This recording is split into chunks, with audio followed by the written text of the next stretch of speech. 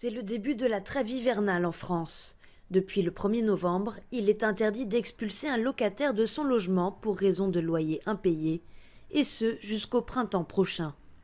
Et ils sont de plus en plus nombreux dans cette situation, entre la hausse des prix de l'énergie, des carburants et la fréquentation des banques alimentaires qui augmente, le nombre de locataires en difficulté a explosé dans le pays.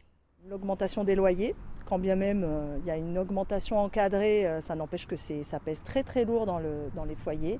L'augmentation du prix de l'énergie, donc des charges.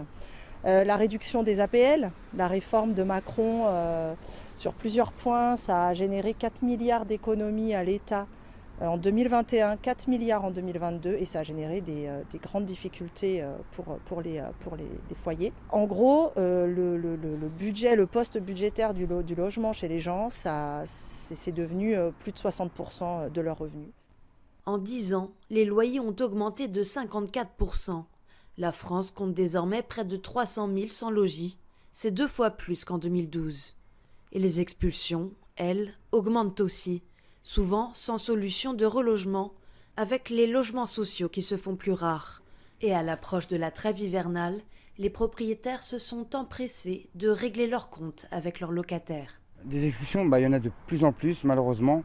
Nous on le voit, nous on a géré sur les 2 dernières semaines une dizaine d'expulsions qu'on a réussi à arrêter. En général c'est beaucoup de femmes, c'est beaucoup des personnes âgées à petite retraite, c'est beaucoup de femmes malheureusement qui sont avec des enfants.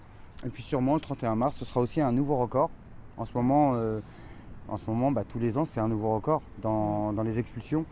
En France, aujourd'hui, il y a près de 500 000 locataires en situation d'impayés. Pour ces personnes, la trêve hivernale représente un répit de courte durée. Dès le 31 mars, ils seront de nouveau menacés de quitter leur logement.